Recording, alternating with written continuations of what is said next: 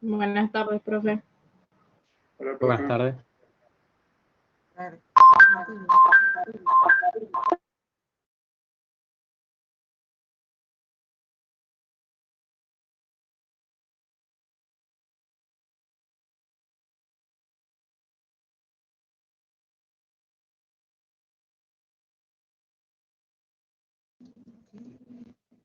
¿Cómo se escucha ahí mejor?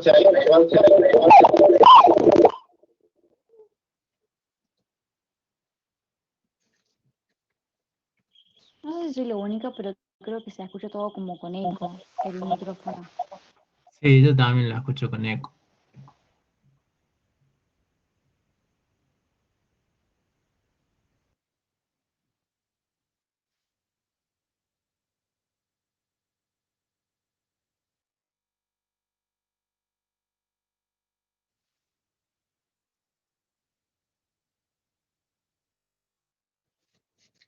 Ahí cómo se escuchan.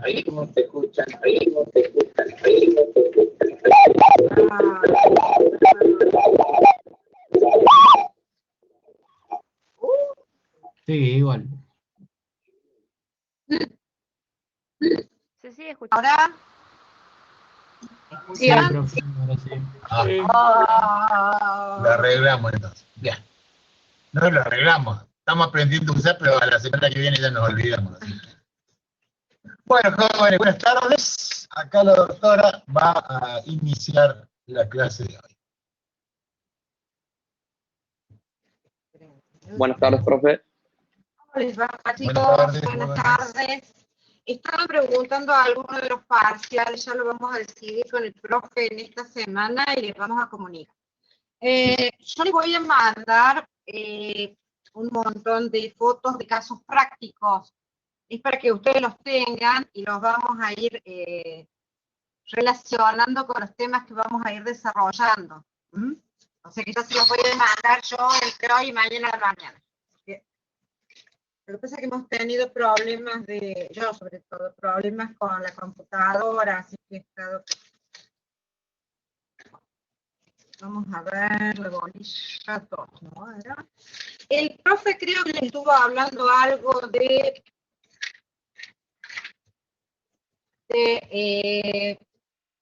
derechos personales y reales. ¿Es así? No me contesta el profe, les aviso. Sí. Se ve que no es así. No es tan así, pero vimos algo de derechos subjetivos también. Bueno. No, me estoy preguntando, ¿por qué ponen fotos y no ponen eso? No se ponen eso. Porque no pueden no tener cámara, la cámara les puede estar consumiendo. Pero tienen teléfono celular. ¿Qué tiene que ver eso? Y la cámara del teléfono celular. Pero pueden no tener la cámara para incorporarse. Bueno.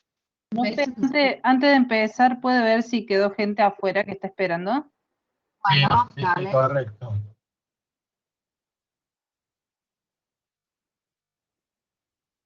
¿Entrando? Sí. Jóvenes, alguien que me responda por qué ponen fotos y no personalmente están ustedes. ¿Hay alguna razón de ser, técnica, algo? En general, profe, en general Zoom se hace con el mail y queda la foto del mail que uno tiene. ¿Y no aparecen ustedes? Sí, el que tiene cámara y la quiere activar la puede hacer, pero las computadoras no sé si todas tienen cámara. No, aparte que vienen cámaras como periférico de la computadora, los teléfonos son cámaras. ¿Ustedes nos están viendo a nosotros? Sí, profe, pero le baja la señal a la clase, digamos. O sea, si todos tenemos la cámara, perdemos la señal y por ahí se tilda. Está bien. Una cuestión técnica, entonces, está bien. Nosotros usamos como cámara uno de los teléfonos. ¿Vos? ¿Está bien? Si no quieren que lo vean, no sé a quién le vamos a hablar, ese es el problema. Bueno, nosotros hablamos, ustedes por ahí digan que sí, porque si no sabemos si es. Para saber que hay alguien del otro lado. Si se van todos, avisen. Y que está tomando mate, ya que no puede invitar. Lo disfruto. Claro. Bueno, Derechos patrimoniales le tiene que haber explicado el profesor la clase pasada, que son aquellos derechos que tienen un contenido económico, o sea que son apreciables en dinero. Y dentro de ellos tenemos los derechos creditorios o personales y los derechos reales. ¿Mm? Los derechos personales o creditorios son aquellos que consisten en un dar, en un hacer o en un no hacer, y están conformados por lo que se llama la obligación jurídica. A ver, vamos a ver un ejemplo. Yo tengo un contrato, yo tengo que alquilar. Y tengo, por un lado, al dueño, que va a ser el locador. Por el otro lado, tengo el locatario o inquilino. Esa es una obligación jurídica que se genera entre estas dos personas, en donde el locatario, ¿qué obligación tiene con el locador, con el dueño?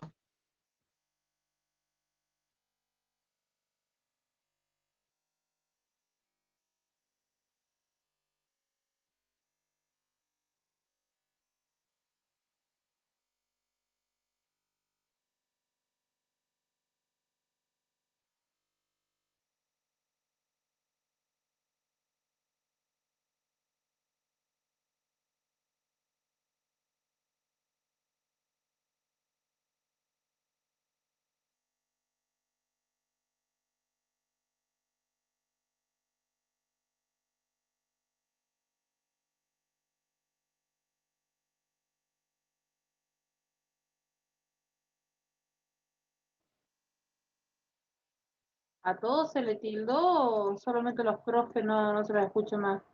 A mí también se me tildó. No, no se lo escucho más. Sí, no se lo escucho. Tenemos una conexión que es una maravilla. Nadie se animó a hablar. Yo lo escucho. No. Pensé que era yo. No, a ver, ahí nos escuchan, ¿no es cierto? ¿Ahí nos escuchan? Sí, pero profe, ahora lo escuchamos. Sí, profe, ahora sí. Bueno, que no se les tienden las cosas.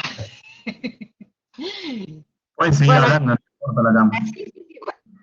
Entonces decimos que los derechos personales y los derechos reales tienen un contenido patrimonial. ¿Qué quiere decir patrimonial? Que son apreciables en dinero. Yo los puedo transformar en una suma de dinero.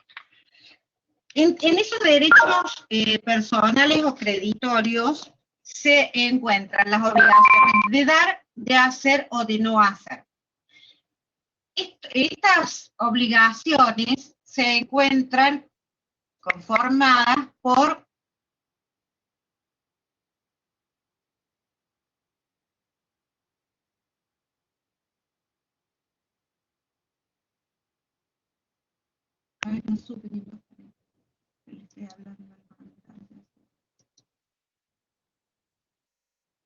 no saqué cosas.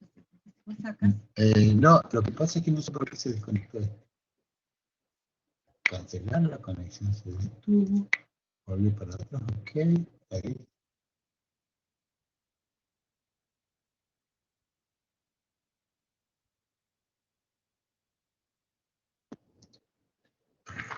Espérate.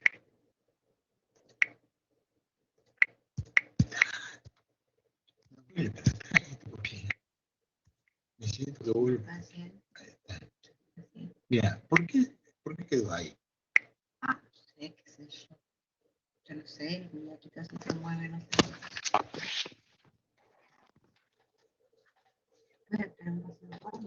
¿Eh?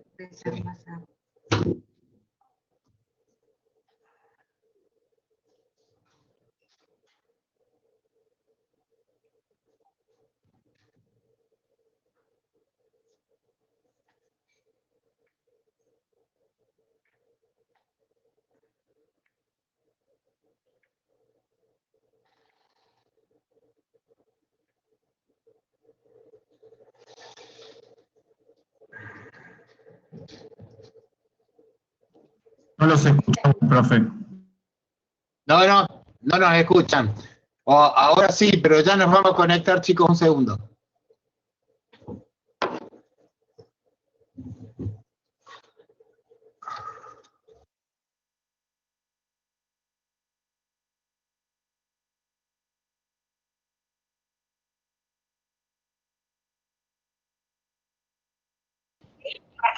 Bueno, seguimos entonces con los derechos patrimoniales. Dijimos que teníamos, en un lado tenemos el dueño, acreedor o locador. En un contrato, ponemos como ejemplo un contrato de locación.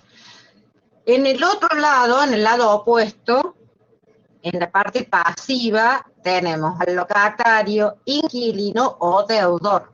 ¿Por qué? Porque va a ser deudor del locador en cuanto a el pago del alquiler. Esa es una obligación de dar suma de dinero. Y a su vez, el dueño, locador, tiene que garantizarle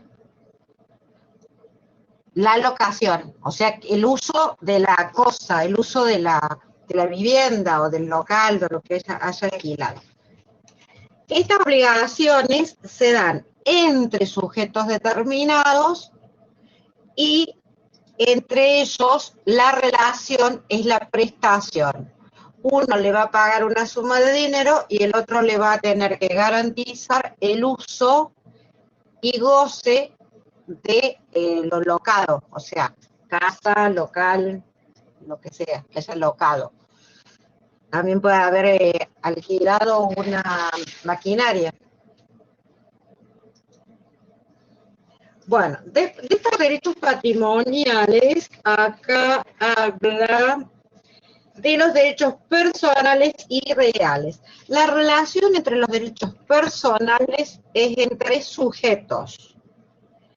Esos derechos personales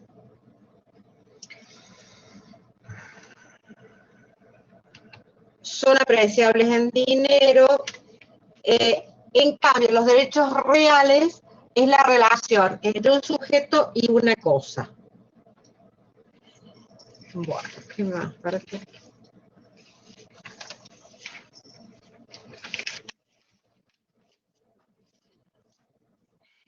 Los derechos personales tenemos siempre un acreedor y un deudor. El deudor es el que va a estar obligado a dar algo, una suma de dinero o una cosa, a hacer alguna actividad o abstenerse de hacer alguna actividad. Es una relación entre dos personas determinadas y a todo derecho personal le corresponde una obligación personal. ¿Se entiende? Sí, profe. Sí. Yo pensé que estaban todos modos. No, ya mañana lo vamos a hacer un poco más, más ágil con los casos prácticos que ustedes los mueven un poco más. Por lo menos los ubica un poco más. Estos derechos, el profe les habló de los derechos personalísimos. Los derechos personalísimos no tienen nada que ver con los derechos personales. Los derechos personalísimos son aquellos que son propios de la persona y que no son transmisibles, no se pueden comprar ni vender. En cambio, los derechos personales que le estoy hablando yo son aquellos derechos, aquellas obligaciones en donde la relación está dada por un beneficio económico. Y si yo la tengo que reclamar, la voy a reducir. Supongamos que es una obligación de hacer. Si la persona no la puede hacer, por ejemplo, un pintor que me tiene que pintar un retrato, y este pintor decide no, le sale irse a vivir al exterior, entonces le pasa el trabajo a un ayudante de él. ¿Puede hacerlo? Sí. Sí, puede hacerlo. A vos, es lo mismo que a vos te pintara Renoir, a que te pintara Juan Sánchez. Si se le considera que está apto, sí, si no, no. A no ser, profe, que por ejemplo le pida, Pero escucha, obviamente hable con la persona dueña que le va a pintar y lleve un arreglo para hacer. pero, No es lo mismo porque uno hizo contrato con pintor que se va a no sé a dónde y el otro no tiene contrato, así que no es lo mismo. Aparte, a ver, fíjense una cosa primero. Yo contrato con un pintor de renombre que hace unos retratos muy buenos. Es lo mismo que ese señor me mande a que lo haga un ayudante de él u otro pintor.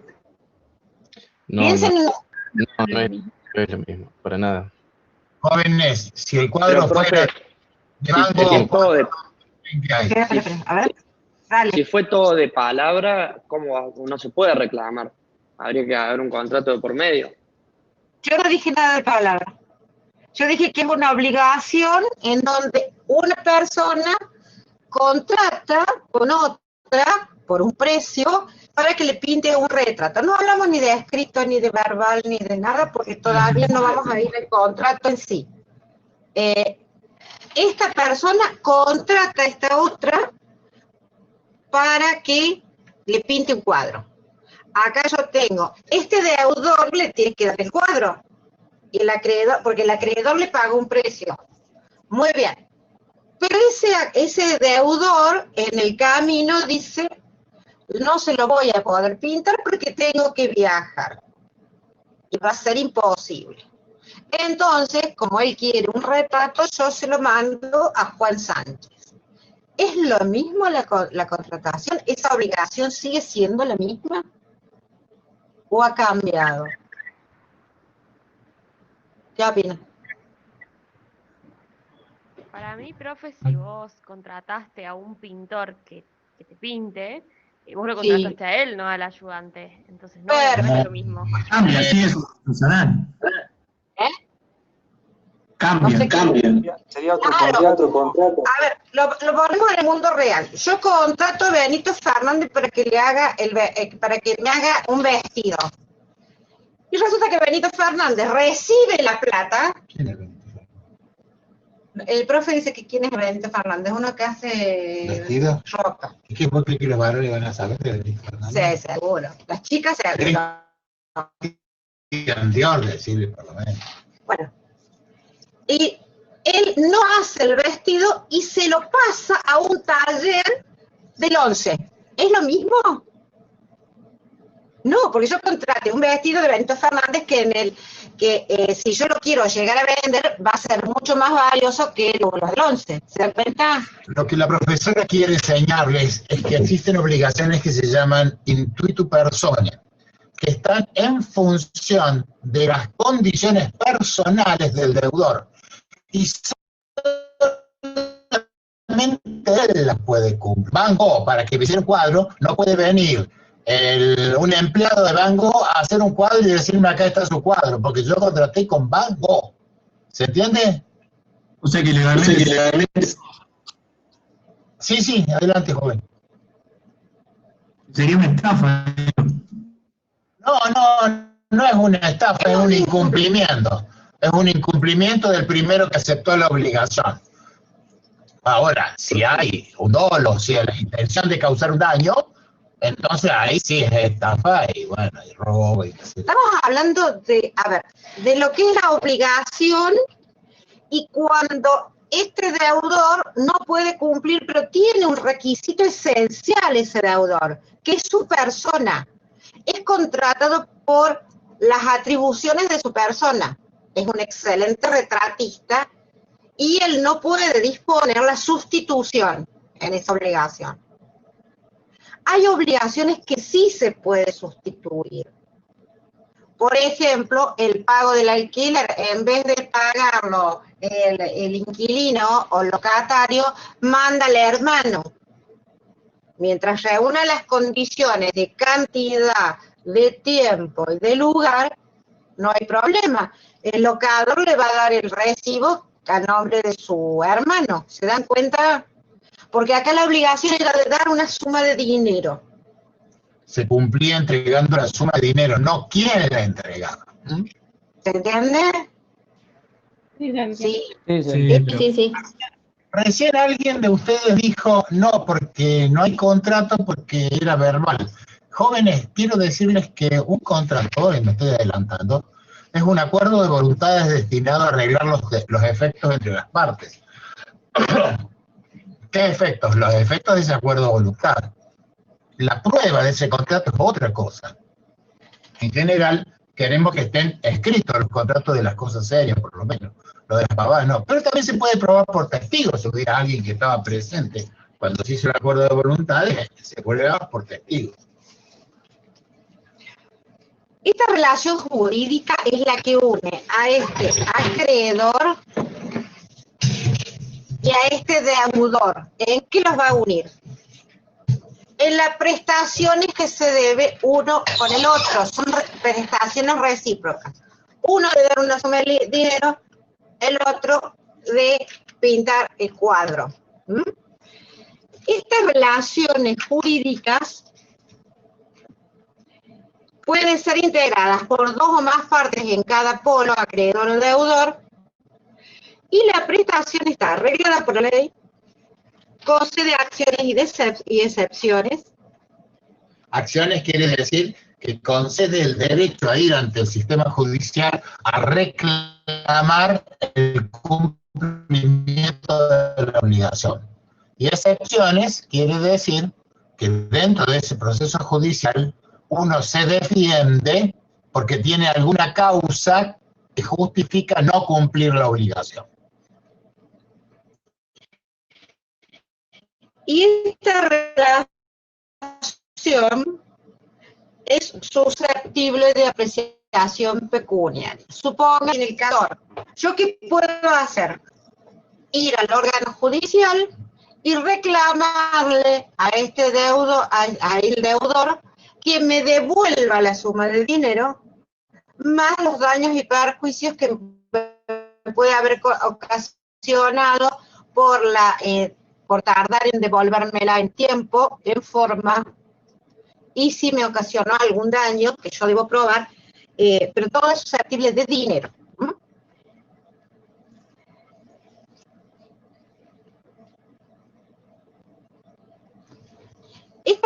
Estas relaciones jurídicas, los principios van a ser, se dan entre personas. Las personas, tomamos a las personas como los sujetos mayores de edad que pueden participar en las relaciones jurídicas contractuales y extracontractuales. Estas personas van a actuar con la autonomía de voluntad. ¿Qué quiere decir la autonomía de voluntad?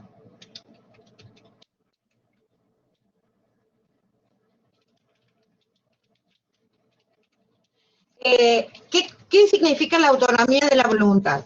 Que esta voluntad no debe estar viciada. Por ejemplo, si yo obligo a alguien a firmar un contrato con una pistola en la cabeza y ya no está ejerciendo su autonomía de la voluntad. ¿Se entiende? Lo estoy obligando. Tiene que estar libre de vicios, de dolo, de coacción o engaño. Todo esto va a viciar la relación jurídica y la puedo poner yo en forma judicial. Y las partes están en igualdad de condiciones o en equilibrio. Esos son los principios. Toda vinculación, jóvenes, en esto de las obligaciones, es la mayor cantidad de derechos que se mueven en el mundo es a través de estas obligaciones, son voluntarias. Acuérdense siempre que la voluntariedad requiere 3 requisitos. Discernimiento, entender lo que se hace. Intención, querer lo que se hace. Y libertad, no estar condicionado a hacer lo que se quiere hacer. O sea, si lo apuntan con un revólver, no hay libertad para actuar. La obligación, si lo prenden... Si yo me tengo que hacer cargo de eso también, ¿para qué está vos, boludo? Si vos sos el encargado de eso. Bueno, no sé cómo viene con las obligaciones, eso que han dicho. Me parece... Si vos no quieres llamar a Gonzalo, no lo llame. Yo no quiero tener problemas de acá a 3 meses. Ay, sí, ya lo hicimos. Bueno, bien, listo. ¿Quién va a pagar? ¿Quién va Micrófono. a pagar? Bueno, no sé. Néstor, Pablo, arregla como el sabe quién micrófono. paga. Hay un Yo joven voy a Lester, pagar. No sé, nos está yo no contando voy a pagar. El micrófono. Bien, joven Lester ya se calmó, está bien. ¿Se entendió lo del discernimiento de intención y libertad en la voluntariedad de las obligaciones? ¿Hay fotos? Sí, se entendió. Sí, profe, se entendió. Bien. A ver, esta autonomía de las voluntades quiere decir que yo tengo que contratar sin vicios, con discernimiento, intención y libertad eran los principios. ¿Cuáles son aquellos principios del derecho patrimonial? La libre adquisición, o sea, podemos comprar todo lo que esté en el comercio, salvo lo que esté prohibido. La libre disposición, o sea, yo lo puedo enajenar, vender o transmitir un derecho a otro. Esa transmisión es libre, salvo que exista una disposición en contrario.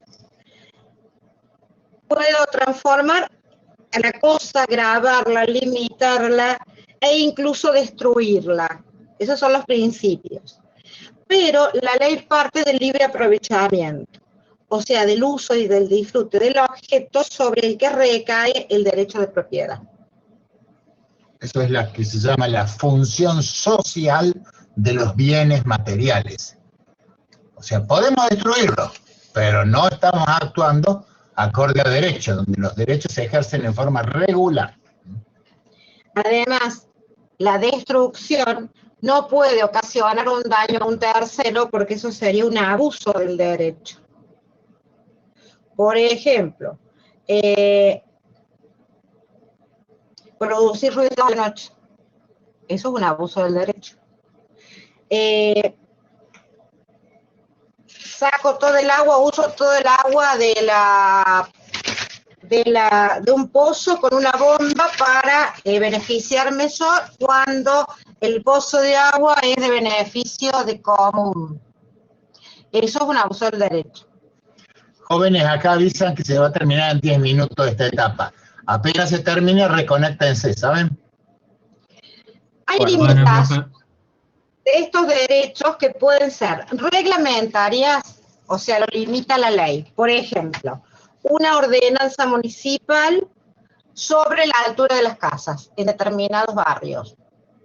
Eso me está limitando el derecho, o sea, es una ordenanza municipal en donde me está estableciendo un límite de altura de casas, cómo deben ser, por ejemplo, los aleros, que eso está en el código municipal, de edificación municipal. Sí, que el largo, el tamaño de los aleros. No, las limitaciones. Ah, sí. Esas son las condiciones a la libertad que pertenecen. El Código Civil habla de reglamentaciones locales. Y en el nuevo código le da mucha importancia porque las prioriza sobre pautas que están en otras codificaciones. Pero se está refiriendo a términos generales, genérico el término, a los, ¿cómo se llaman? Los códigos de construcción, los códigos de edificación de cada localidad. Acuérdense que eso ustedes, cuando sean consultados como profesionales, lo van a tener que tener en cuenta. Yo no le puedo hacer construir, por ejemplo, a un cliente mío un edificio. Nosotros estamos sobre la calle Montevideo. De una parte tiene una restricción que no pueden construir. Claro, con más de 4 metros. Y del otro lado se pueden construir 7 metros o más, 7 pisos o más. En cambio, no puede, del frente de la calle no se puede construir más de 4 pisos. Eso es una restricción al dominio. Ustedes quieren construir un edificio de 10 pisos, ahí no. ¿Por qué? Porque esa es una limitación que se reserva a la municipalidad a través de los códigos de edificación y las ordenanzas. Quizás después sancionan otra ordenanza en donde se modifique ese criterio. Pero ustedes siempre tienen que estar consultando los códigos de edificación de los lugares donde son contratados, ¿no? Donde residan habitualmente tienen que conocer el código de edificación, eso es verdad. Otra limitación es, por ejemplo, económica, la tala de bosques, que hay leyes también de limitación de ciertos bosques. Otro es la prohibición de edificar cerca de plazas, de fronteras y demás, que son limitaciones de defensa nacional en algunos lugares. Esas limitaciones son dadas por ley, o sea, tenemos reglamentos específicos y leyes. Tenemos que un derecho y alguien viene y lo perturba. Tenemos acciones que, por ejemplo, una es la acción reivindicatoria, que es reconocer el derecho de dominio y que me restituyan la posesión perdida. Eso se da mucho en la parte de derechos reales. Denuncia de obra nueva, que es la suspensión de una obra que perjudica a la propiedad del vecino. Eso lo vamos a ver bien en detalle cuando veamos derechos reales. Denuncia de daño temido son medidas urgentes para evitar riesgos que ocasionan el mal estado de edificios, como por ejemplo columnas y árboles. El otro día se dio el caso de un árbol, acá creo que fue, no me acuerdo si fue en General Paz o en Alta Córdoba, en donde se cayó a la noche sobre dos autos. A uno lo aplastó y el otro lo rozó nada más. Entonces, esa denuncia de daño temido, teóricamente tendría que haber funcionado, porque una vecina dijo que ellos ya habían denunciado el estado bañoso y frágil de este árbol, estaba todo comido por adentro, estaba casi vacío, y que en cualquier momento, con algún viento o no, se iba a caer. ¿Se cayó? Sí. ¿Ocasionó daños? Sí. ¿A quién le tiene que reclamar ese propietario del automotor que se le dañó el vehículo? ¿A quién le tiene que reclamar? ¿A la municipalidad? Muy bien. No. Si hizo la denuncia. Si hay constancia de que fue denunciado, porque aún no habiendo constancia, lo mismo están obligados a inspeccionar las situaciones de riesgo dentro del dominio público en la ciudad, por incumplimiento de los deberes del funcionario público. Entonces, por lo menos, penalmente no le van a hacer nada, pero civilmente sí, va a tener que pagar. Por desgracia pagamos todo. Lo que pasa, chicos, que la municipalidad tiene para esto, para los árboles que están sobre la vereda, que es dominio público, tiene ciertas reglamentaciones que nosotros debemos acatar. Por ejemplo, yo no puedo en cualquier momento del año cortar las ramas, tengo que pedir autorización. Yo no puedo sacar el árbol porque me molesta, sino que tengo que tener autorización municipal. Y en este caso, este árbol que estaba en mal estado, tienen que tener autorización municipal para sacarlo. Entonces, la responsable acá también es la municipalidad. ¿Por qué? Porque tiene la obligación, que no lo hace generalmente, que es inspeccionar y fijarse el estado de los árboles. Para eso tenemos una dirección que se llama Espacios Verdes dentro de la municipalidad. Bueno. Vamos a seguir ahora. Si no inicia, jóvenes nunca deben olvidarse que tienen los apuntes, que tienen que ir leyendo los apuntes. Yo un poco les quiero traducir esto porque puede ser que les traiga un poco de dudas. Si la profesora lo que dice a ustedes les parece algo novedoso, un poquito descolgado, en el sentido de que no hay una concatenación en los temas, eso es debido a que ustedes tienen que leer los apuntes y van a decir, está hablando de eso que yo ya leí, qué bárbaro. Y de paso a hacer preguntas, ¿se dan cuenta? Nosotros queremos que nos hagan todas las preguntas del mundo. Bueno, los derechos, vamos a ver qué diferencia hay entre los derechos reales y personales. Ya mañana los vamos a poner el caso. El caso nos ayuda a visualizar más la parte teórica. En los derechos reales tenemos que el objeto es una cosa, es la relación de un sujeto con una cosa. Esa cosa puede ser mueble o inmueble. ¿Mm? No es únicamente el inmueble. O sea que hay una relación directa entre el titular y la cosa, es inmediata. Son de orden público. ¿Qué quiere decir esto que son de orden público? Que son creados por la ley. En el Código Civil del año 2015, de agosto del 2015, se incorporaron nuevos derechos reales que no estaban en el anterior.